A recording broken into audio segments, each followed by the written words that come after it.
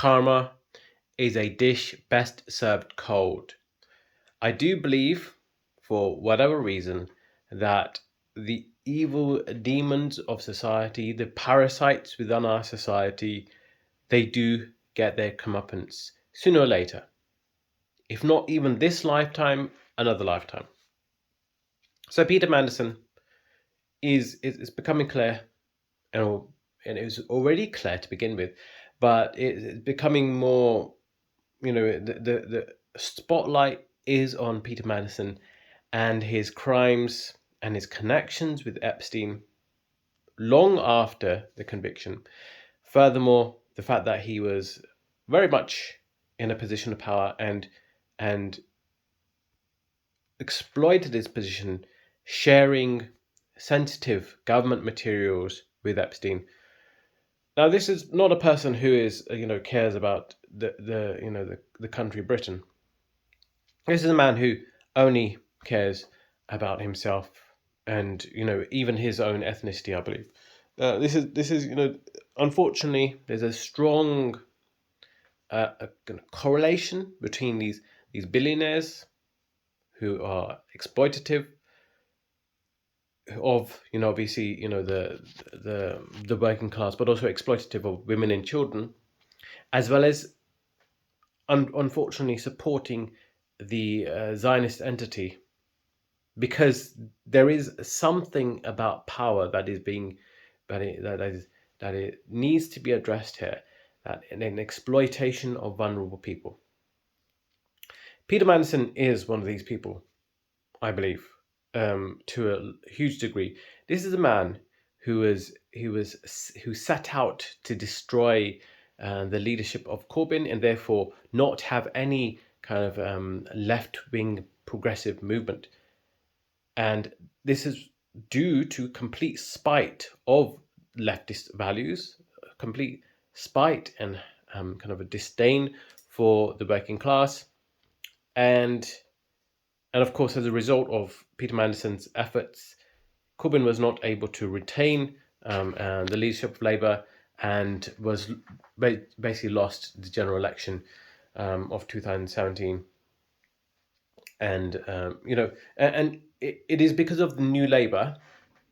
Also, another person who is one of the figureheads, the godfathers of New Labour, Tony Blair, also another parasite within a society. This is a person who utilised their own charm, their own natural talents in order to exploit, in order to manipulate the general population into going into an illegal war. This is what Peter Mandelson does behind closed doors.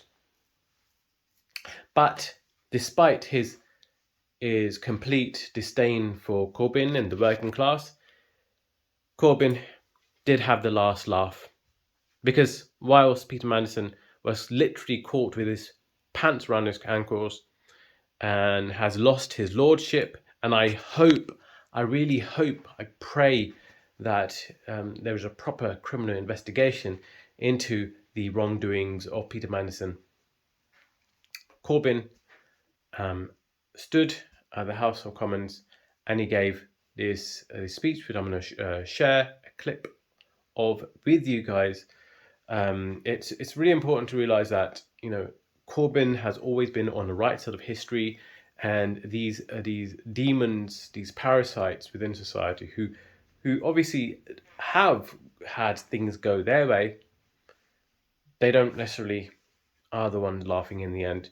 And obviously, within society, it's quite common to talk about being in the right side of history, because of course everyone wants to believe that they are the good guys. Everyone wants to believe that they're the ones, the textbooks we're talking about. But irrespective of whether there's glory or there's manipulation of history, the truth does not change. Morality does not change. The conscience of an individual does not change.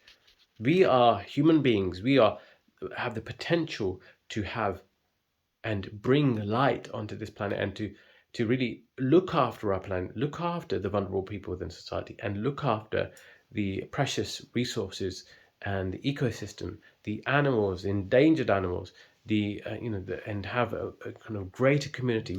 We can be the stewards of society, and improve and ensure that vulnerable people and anyone who's on this planet has a better life, has opportunity, and the possibility to expand and diversify, and to just basically make the best of opportunities available to them, and to live life, because life is itself a miracle. But you have this parasite class, the Epstein class, the Zionist class. They're all essentially overlap, converge. So it's important that us, as progressives, as leftists, or whatever you call it, even though there are people out there who who I share a lot in common with in terms of the criticism of Zionism, there are some similarities, or rather, there's some shared understanding when it comes to, let's say, some of those on the right that are calling out the Zionist entity and the Epstein connection with the elites. However, this movement on the right does not go far enough. They do not call out the likes of Elon Musk and Trump so readily as they do, let's say, of Bill Clinton or Peter Mandelson. We need to be very consistent with our criticism.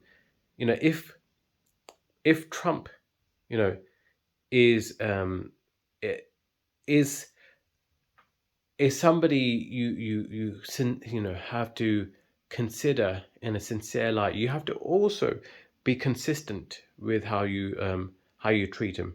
Or rather, if the Epstein files really shed light on the true injustices of the society, then you have to look at Trump and the references to Trump without the biases that you bring to the table. Furthermore, despite how many times Trump has been mentioned in Epstein files, we also have to understand that Israel has been mentioned twice as many times as Trump has. Now, put that in your pipe and smoke it.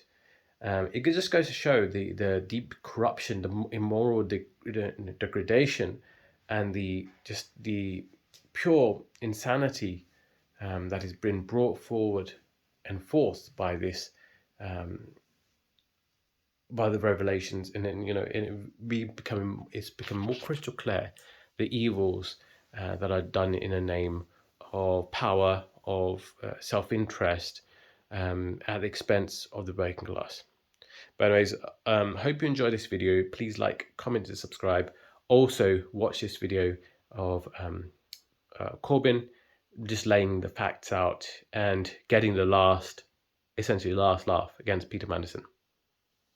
The question is fundamentally one for the Prime Minister, and it's a bit odd that he's not here for the debate. It's a bit odd that he hasn't spoken in the debate. It's a bit odd that all he's done is said what he did today at Prime Minister's Question Time.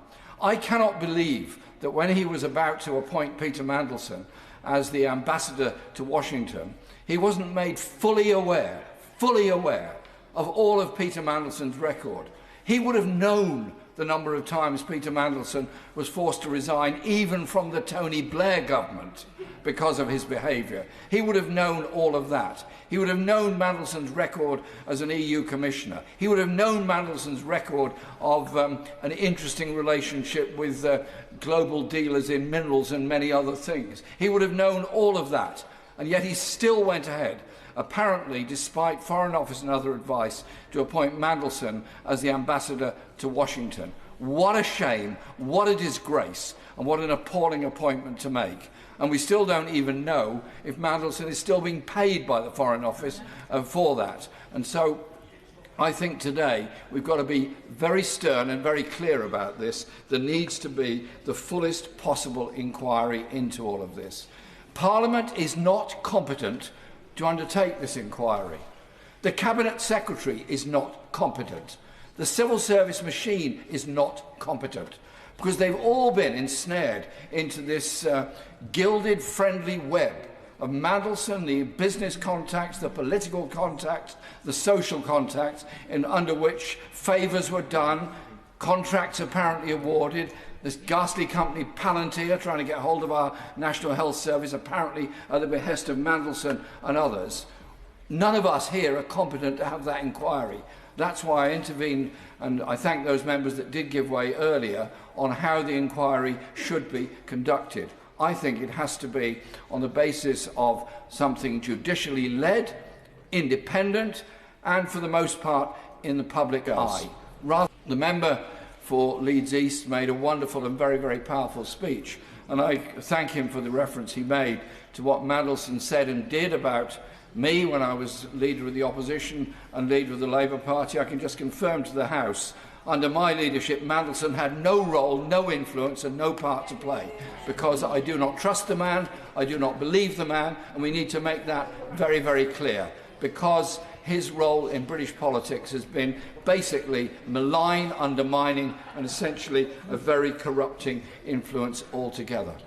And so when we look at our politics, we need to look at the role that big money plays, the role that patronage plays, the role that turning a blind eye to crime plays, because that is what we end up with, the national embarrassment of Mandelson being the ambassador to Washington, apparently on the basis that it was a risk worth taking in order to please Donald Trump.